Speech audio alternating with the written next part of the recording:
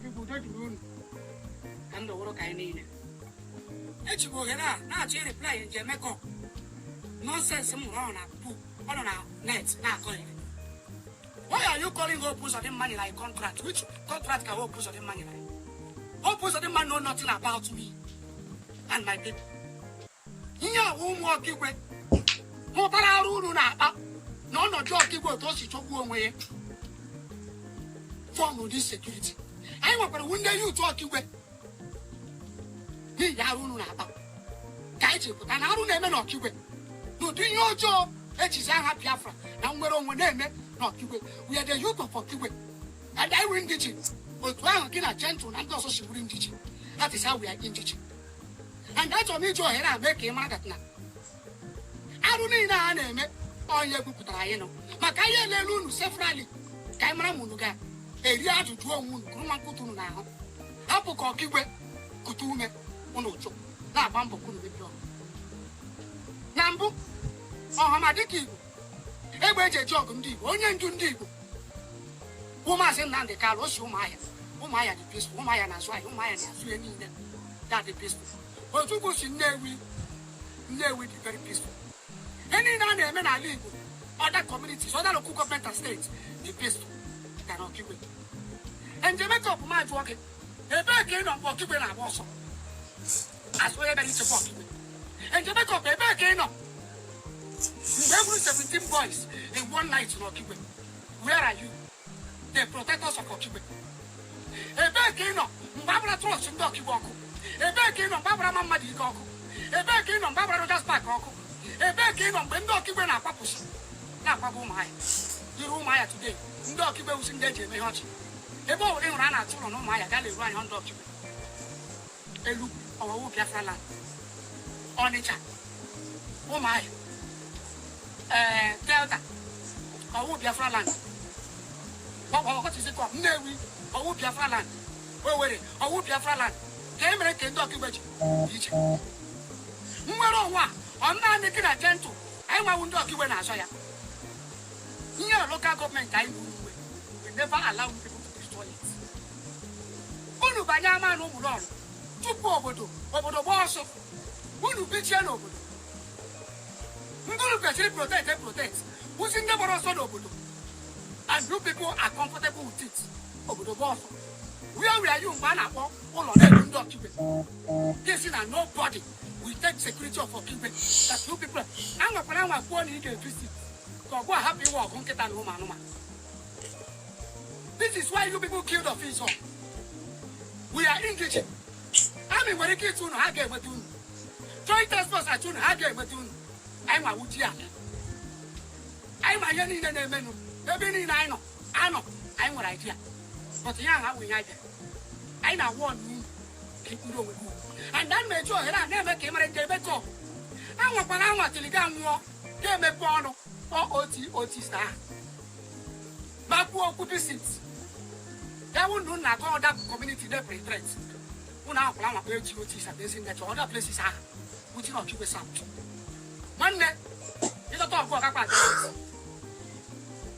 I go around now, but this all we put them. Soon one ranger make up. I can go with each. Hope one day now also. Woman will tell to that back against Biafra. But our rate is not Biafra now, but we hide against here. Okay, one more too much. No, I appear not be more for too much. Because of one Namano. They are doing good. They are with people who go back. And I know that when you're going to get Jamaica, who are you? Turning on like him. Combat skill on like him. Formation on like all the camera. Oh, my camera and getting hand their boots. Yeah, I know the saga. When you got a wound. That is like a wago. Nah, I will give you a grab. Ever civilians in our gun. I will give you. There's a recruit of a cracker. There's something that I have walked up. See, I wouldn't get Biafra. That was empty for a better wound of you. Then I went to stomach to turn Biafra land. Low good Biafra. Biafra shot. Was you came to kill us. It will not work. But that's only make him run. I wouldn't go to where. That one in our world, man. No people would have called you. and appreciate you. But Okigwe youth rise up on our feet and say, enough is enough. Indigenous versus indigenous. I can get an answer that you pay. I will find on your hand. And this useless threat is a bit on Facebook. Can I threat in on your hand? On your hand on your one day, they will look at on your.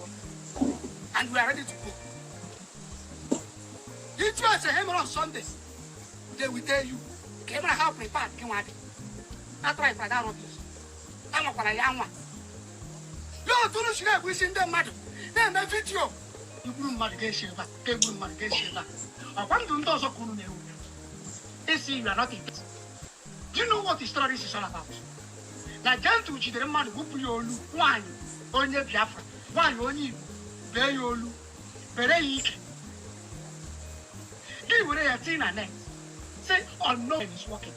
When has Biafra become unknown men? When did the Biafran soldiers become unknown men? Do you know what is unknown men? People that does not have face. That is unknown men. Then you are not betraying and destroying IPOB, destroying Biafra, destroying people of Okigwe.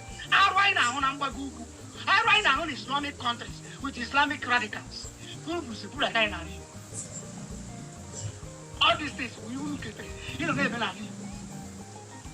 I want you to bank it. You think that we are fools? And Jamaica man talking. Isn't it whiter than white? Do you know what it means for one to be whiter than white?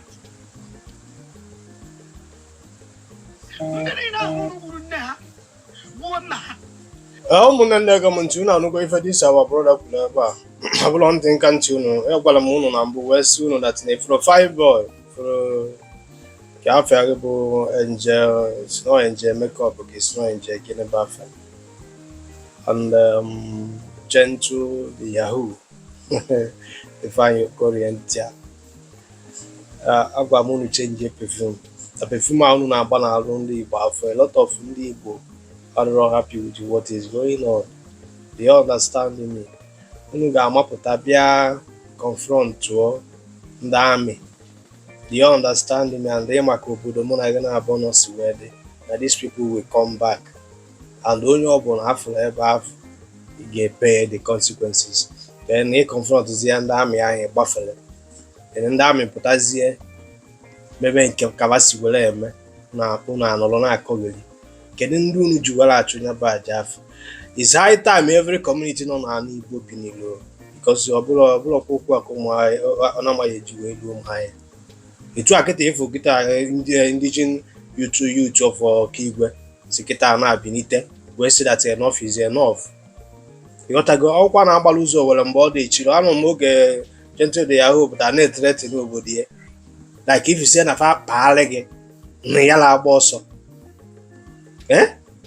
ịnọdụ na ịbụ ndị mmụọ ara afụghị anya mgbe ọbụla ị na-eme ife cheta na mbọsị amụrụ dike na mba ka amụrụ ibie